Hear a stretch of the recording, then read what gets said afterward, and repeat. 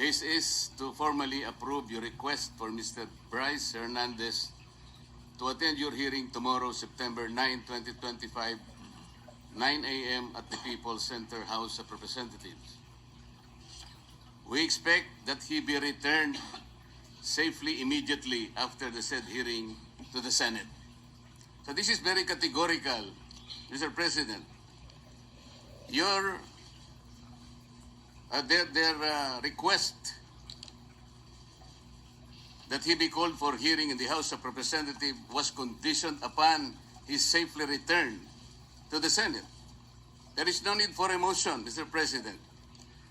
I was still the chairman of Blue Ribbon Committee at the time, and it was very clear that we committed him to the custody of our Sergeant at Arms. Tama. Not in Quezon City, not anybody else. Exactly. And so, as already asked by Senator Alan, we are not supposed to change the rule. I move, Mr. President, that he be back immediately to the custody of the Senate. Not only because this is the condition that you gave them, but more importantly, in order to erase the perception that if he is here in the Senate, he is not safe.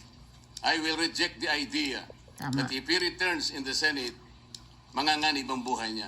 It is as if that we're giving credence to his statement, which I believe is not true, Mr. President. Mr. President. Majority Leader. Yes, Mr. President, with due respect to our colleague, Senator Marcoleta, there was an intervention. Actually, he was supposed to come back to the Senate. But the Speaker of the House had intervened and asked if he can be kept in the House, which you did not agree.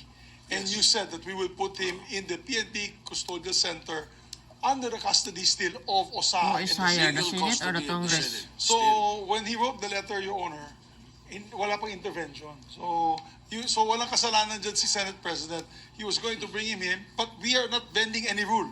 But the Senate President already has You're set not the bending rule. the fuck Mr. na President, the Very. request of the Speaker of the House of Representatives is inconsequential here.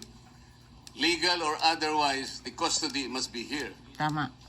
They are only asking us to lend him to their committee. The legal custody is still acquired by the Senate. Tama. And then, the committee was the one who ordered him to be legally detained in the custody of the Senate. The committee was the one who did that, not the Speaker of the House of Representatives. He could request that, but we are sorry to deny that Maybe, because Mr. the President, legal custody, Mr. President, yeah. legal or physical, is still with the Senate.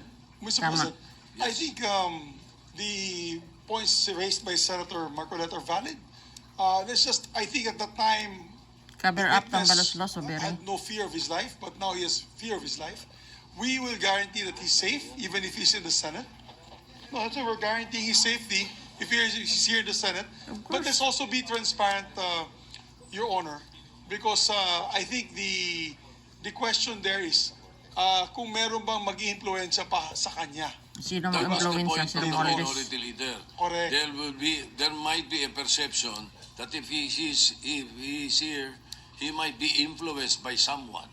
Ang That is Kongreso also lang the- mag-bakas, the mag-influence. minority leader made mention of that. And that's why I believe the Senate President made that decision to keep him in a neutral area, which is the PNP Custodial Center. But then again, Mr. President, we're a deliberative body. If the body would wish him back here to the Senate, then we can discuss it. Of course. Mr. President, just a quick intervention. Go ahead, Senator Lacson. I would like to echo the earlier manifestation of the Majority Leader. Yung letter po ng ating Senate President was valid before the intervening event occurred. So we cannot invoke the letter of the Senate President kasi wala pa yung intervening event na mayroong request from the Speaker of the House. And the Senate President, using his own wisdom, granted the request, but we have not given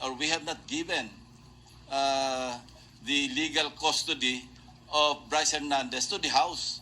We still maintain or retain the legal custody over his person. And as I mentioned earlier, kung kailangan siya ng House, they will have to seek permission from the Senate President. Again, yes, they are not in Thank you, custody. Mr. President. Yes, Senator Mr. De La Rosa, President. yes, go ahead. Thank you, Mr. President. Mr. President, You know, Let Senator De La Rosa speak first. Go ahead. We have a very sad experience, Mr. President. Because if the reason why the Speaker requested for Bryce Hernandez to be detained not in the Senate, Tama.